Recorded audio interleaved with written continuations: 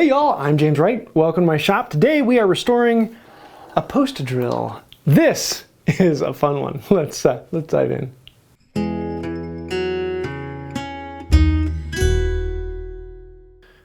This restoration was a serious amount of work spread out over several months. It was a bit more than I was expecting to get into. Every time I turned around, there was something more that needed to be done on it.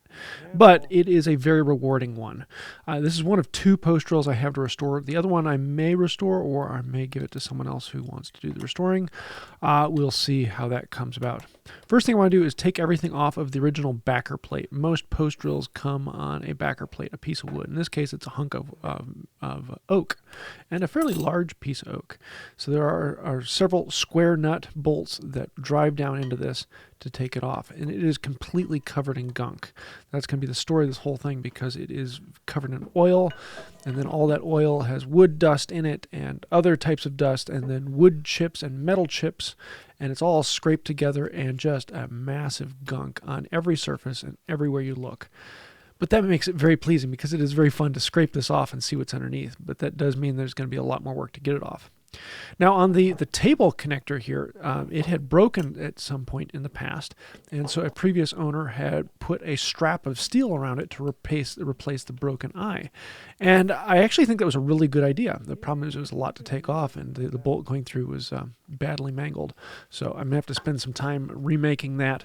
We're actually going to keep the same strap of metal, but we're going to have to put new bolts in there and make sure everything fits up.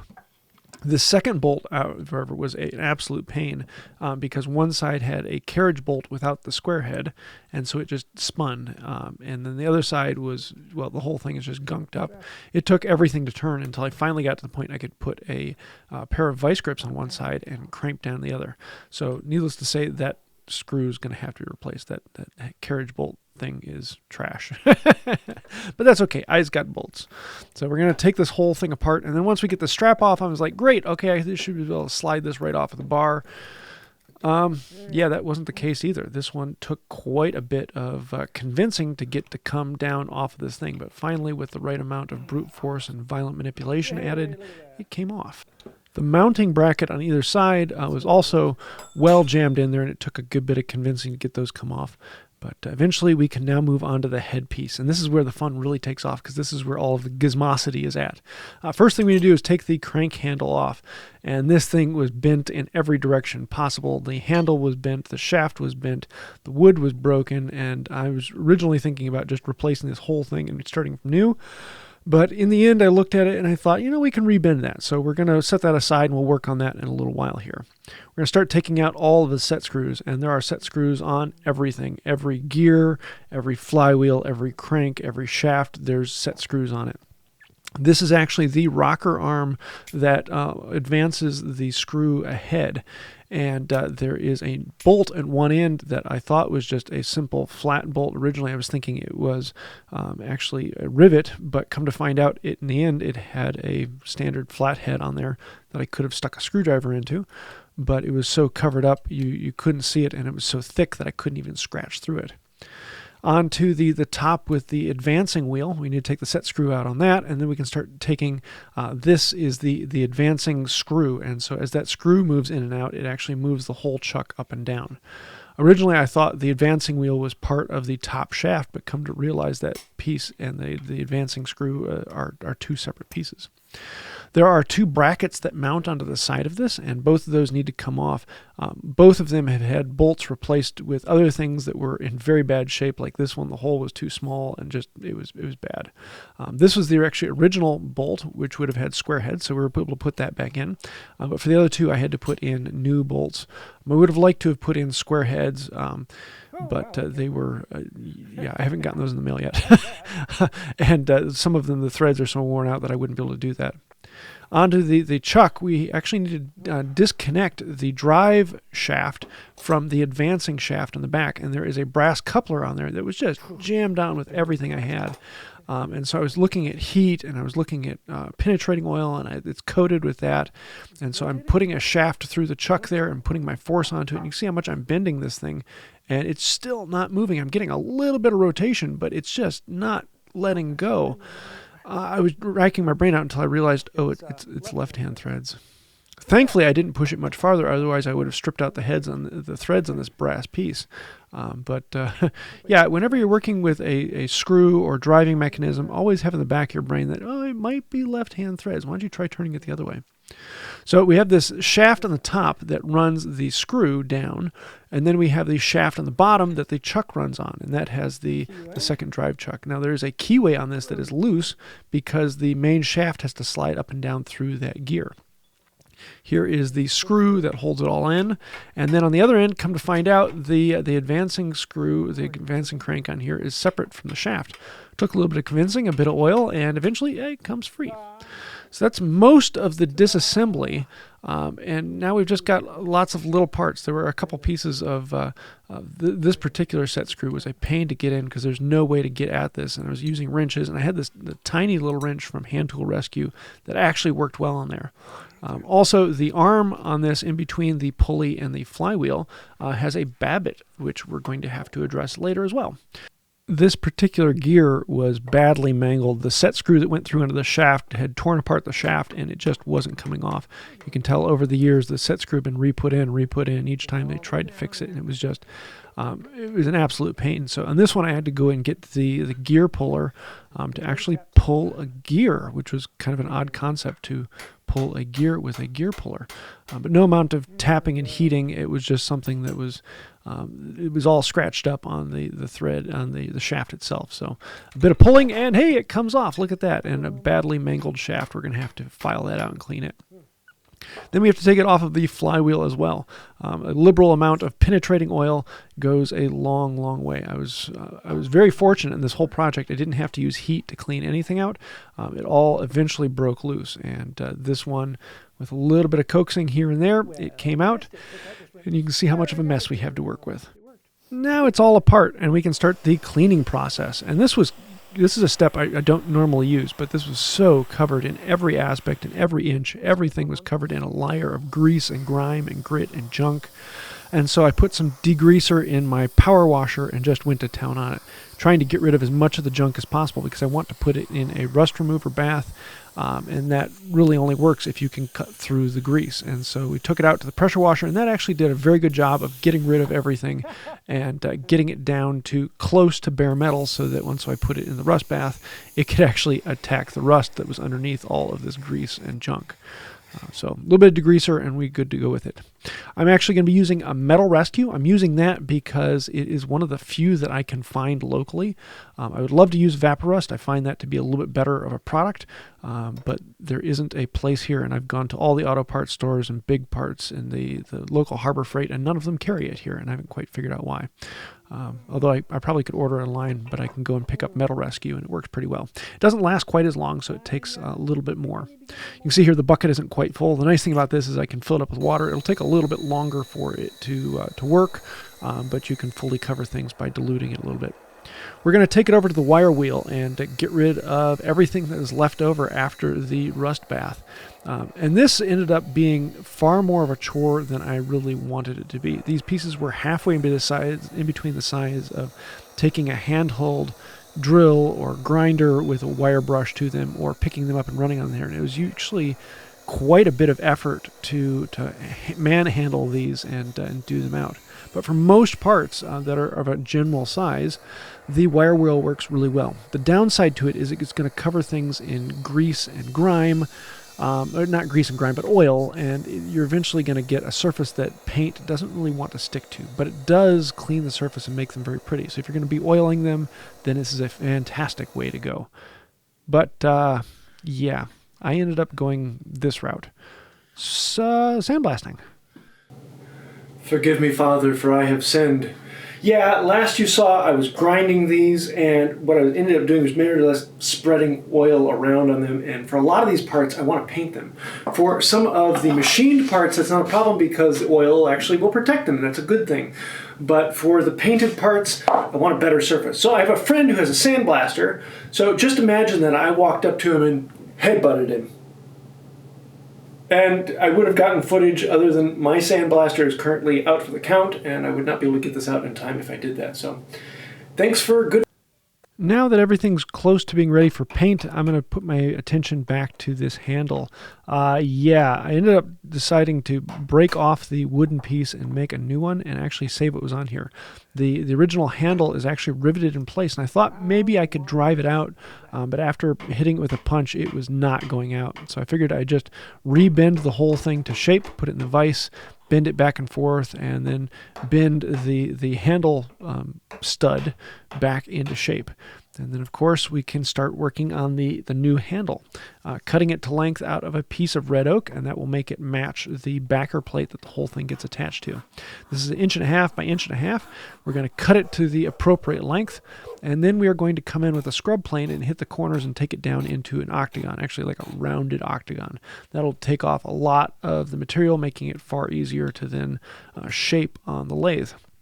And for the lathe, we're going to be using my foot-powered Barnes number 5, which is a lot of fun. Which, if you want to see that, I did a video with Hand Tool Rescue last year where the two of us restored them side by side. So drill from one side, then drill from the other, and I've got my center points that then go between centers on the lathe. Or at least I was originally attempting to do that, but I need to get better center connectors on mine because they have a slightly different taper than what's in the Barnes number 5. So you can see it's wobbling a little bit here.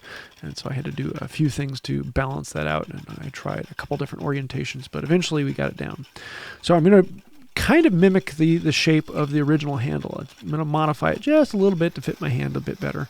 But it has this little ferrule at the front, and then a bead after that, and then a fairly smooth standard handle.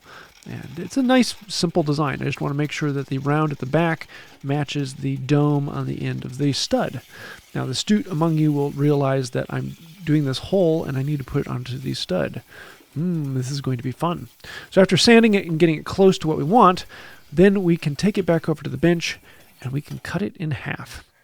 But around here I realized, whoops, my holes drilling through weren't centered because one side was between centers and the other side was not.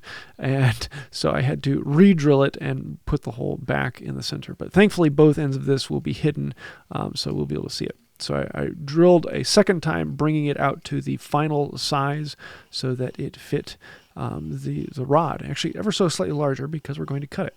Here I'm bringing in my dovetail saw, and I should have clamped this in lengthwise rather than across it. That would make it far easier, but you know, hindsight's 20/20. We're going to cut down with this very fine set, very clean surface so that I don't have to plane anything. I can glue these back together. And then, of course, make sure you do it the most dangerous way possible by cutting in your hand, slicing through into your palm, and taking a good slice all the way across. Or just be very careful and cautious and do it right. I'm going to be using some 4/4 glue because it works out pretty quickly and I like it. It's also very good for seams. They tend to hide very well with this. So put it in here and clamp it down. This is going to then sit aside, dry up, and we're going to then come back to it. A pretty standard thing for a glue up. One of the things you'll see is there's some squeeze out on here, and I actually want to wipe that off. I'm not worrying about smearing it into the wood a bit because I'm going to come back and scrape it all off. You can see it's black on there because I had been holding it in my hand. My hand's been working with some of the steel, and I wanted to get some of that tannin from the steel down inside of it. You get to get that grain popping out a bit, and it kind of makes these little bit darker stripes from that. Now let's go back onto that base plate, and this is just covered. I originally thought it had black paint on it, but no, it's actually just the grease and grime and oil from years and years. And so I'm scraping off a lot of the excess stuff and then coming through and planing it off. It was a lot of really bad gunk on top of this, but it came out with really nice red oak underneath. I'm very, very happy with it. It looks great. I'm leaving a lot of the age in there, and so you'll see a lot of the dark spots from where it had been bolted in the past and crushed down, but the new wood where it touches. Now back to the frame. We need to do this. This should be nice and tight. There should be no slop in here at all. And this is what is called a babbitt bearing. It's actually lead and tin that are mixed together. And here is a chunk of babbitt that I got a while ago. So this is something that scares a lot of people, but it's relatively easy. It's designed to be done with a campfire. You can heat it up really, really easily. I need to get rid of the babbitt that's currently in there, so a couple blow torches, and it just pours right out of there. I could just stick this piece in the fire and let it all melt out. We want to clean the surface so we have a good clean steel surface for the babbitt to adhere to, and we want to make sure that this piece is warm. We don't want to make it hot, but we want to make it warm. So, you know, a couple hundred degrees or so.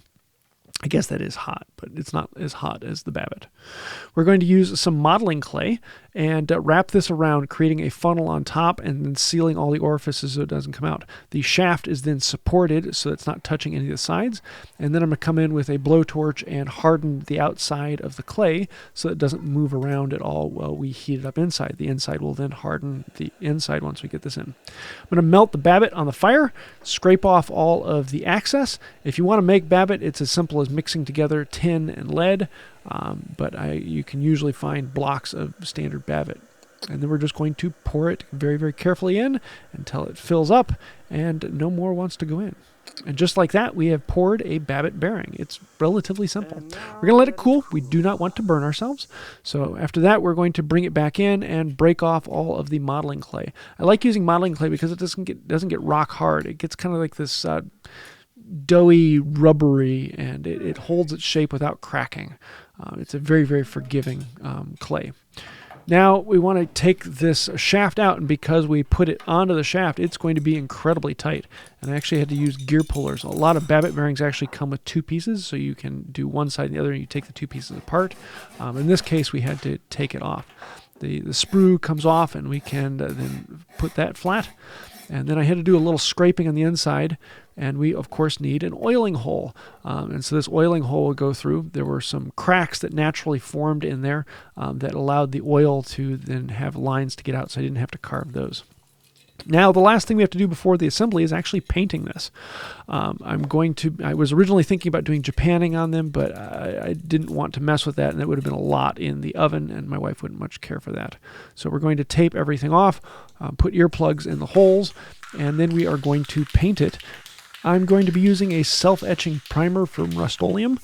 This stuff smells like bananas. It's kind of weird, but it goes on very well. And I'm going to put on one really nice clean coat on all sides. And then after that, we can then bring in our regular paint. And I guess you're going to have to really work at guessing at what color I'm going to paint it. Okay, yeah, it's not really hard guess for me, but yeah, I like blue. If I'm going to be restoring a tool for my use in my shop, I'm going to paint it blue. If I'm doing it for someone else, then they get to choose what color they want.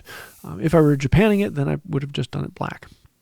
After that's all done, 2 good coats on all surfaces, we're going to bring it back in, remove the tape and earplugs, and then it's time to start the assembly. Ooh, this is the fun part. I'm always keeping in mind that there is no oil on any of these surfaces, especially the ones that were sandblasted. That is raw steel on there, and if I let moisture get in there, I'm going to get flash rust. So I want to make sure that everything that doesn't have paint on it gets oil. But I don't want to paint anything before I put the oil on, because the oil will stop the paint from getting into it. So second verse, same as the first, it's just playing the earlier video steps in reverse. A lot of it is just getting those back, and I spent quite a bit of time going back and watching the video of taking it apart.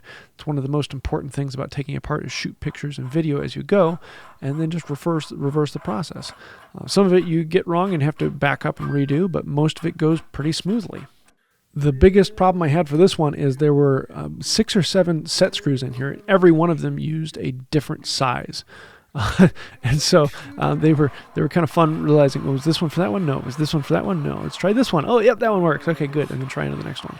But once it all starts to come together and it gets oiled up, this is really pleasing because it spins. There's weight to it, and this actually works the way it's supposed to, which was phenomenal.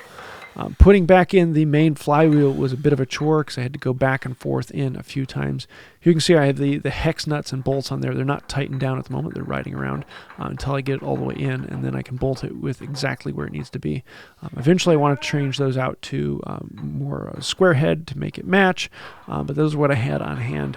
There's a few other things I'm still waiting on that I'd like to do as well. But here you can see how it all works. It actually cranks and runs, and that's that. It is now a functioning drill. I have a few things I still need left to do on it, but we will get to those in time. And you can see this is very, very rewarding. It's one of those things that is just incredibly surprising to watch it work. and having all of the gears moving and how this advances.